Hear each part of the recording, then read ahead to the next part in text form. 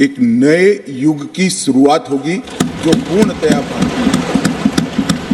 मान्यवर,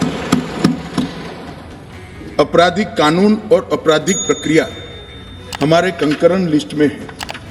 लोकसभा के बाद राज्यसभा से भी तीनों नए क्रिमिनल लॉ बिल पास हो गए हैं। संसद के दोनों सदनों ने भारतीय न्याय संहिता, भारतीय नागरिक सुरक्षा संहिता और भारतीय साक्ष्य बिल पारित किए हैं। केंद्रीय गृह मंत्री अमित शाह ने इसे ऐतिहासिक करार दिया है।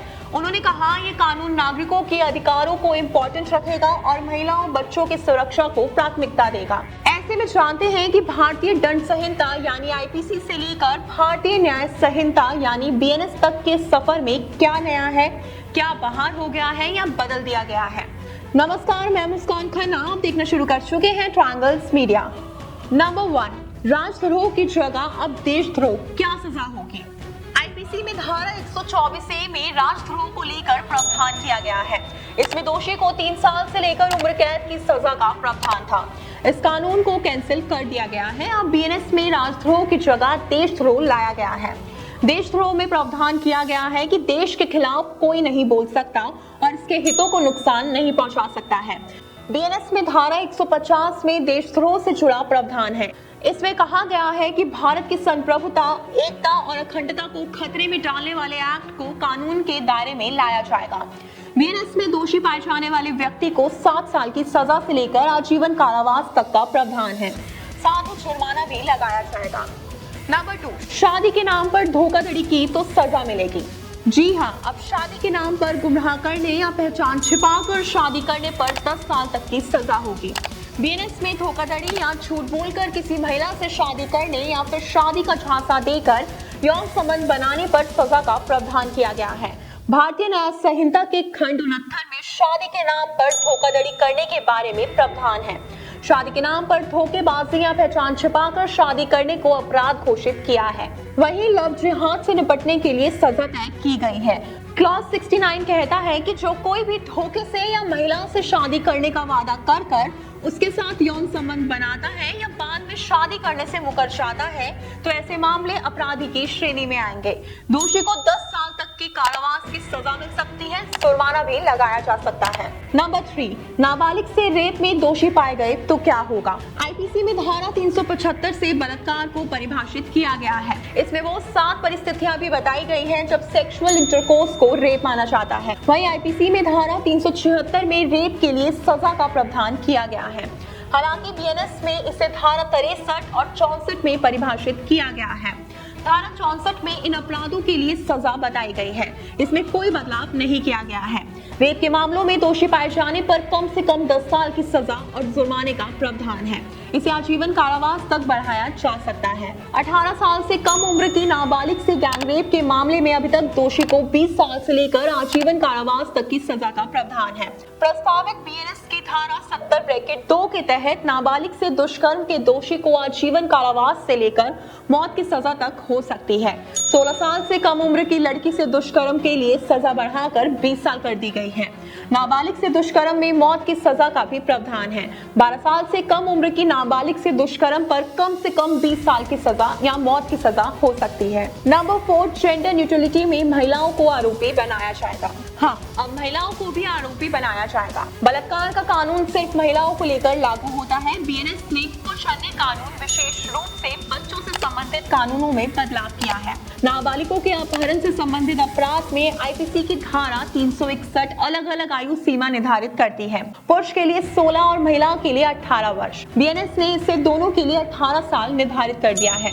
महिलाओं की गरिमा को ठेस पहुंचाने आईपीसी की धारा 354A और ताक-झांक आईपीसी 354C के अपराध में अब बीएनएस के तहत आरोपियों के लिए जेंडर न्यूट्रलिटी लागू होगा, यानी अब महिलाओं पर भी कानून के तहत मामला दर्ज किया जा सकता है। नंबर 5, मॉब लीचिंग में सजा का क्या प्रावधान। सरकार ने पहली बार मॉब लीचिंग को लेकर सख्ती से कार्रवाई का मन बना लिया है। यही वजह है कि मॉब लीचिंग के दोषी को फांसी की सजा तक देने की व्यवस्था की है।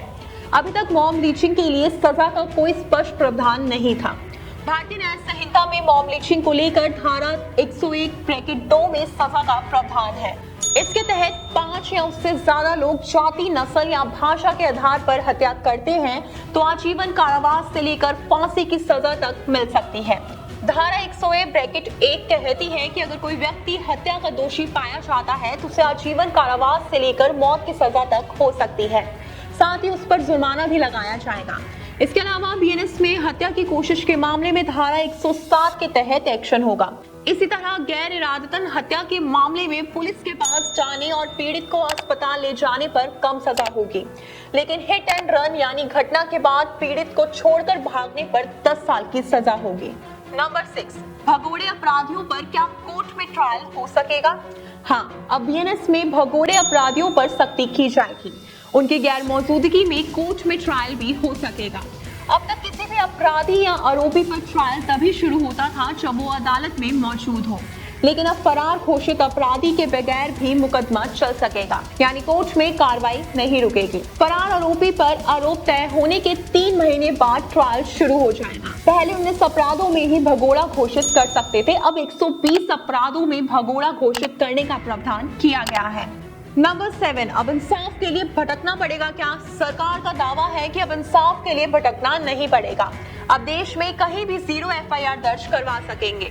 इसमें धाराएं भी जुड़ेंगी। अब तक 0 एफआईआर में धाराएं नहीं जुड़ती थी। 15 दिन के भीतर 0 एफआईआर संबंधित थाने को भेजनी होगी। छोटे छोटे मामलों और 3 साल से कम सजा के अपराधों के मामलों में समरी ट्रायल किया जाएगा। इससे सेशन कोर्ट में 40% से ज्यादा मामले खत्म होने की उम्मीद है। पुलिस को 90 दिन में चार्जशीट दाखिल करनी होगी। परिस्थिति के आधार पर अदालत 90 दिन का समय और दे सकती है। 180 दिन यानी 6 महीने में जांच पूरी कर ट्रायल शुरू करना होगा। अदालत को 60 दिन के भीतर आरोपी पर आरोप तय करने होंगे। सुनवाई पूरी होने के बाद 30 दिन के अंदर फैसला सुनाना होगा। फैसला सुनाने और सजा का ऐलान करने में 7 दिन का ही समय मिलेगा। अगर किसी दोषी को मौत की सजा मिली है और उसकी अपील सुप्रीम कोर्ट से भी खारिज हो गई है तो 30 दिन के भीतर दया याचिका दायर करनी होगी।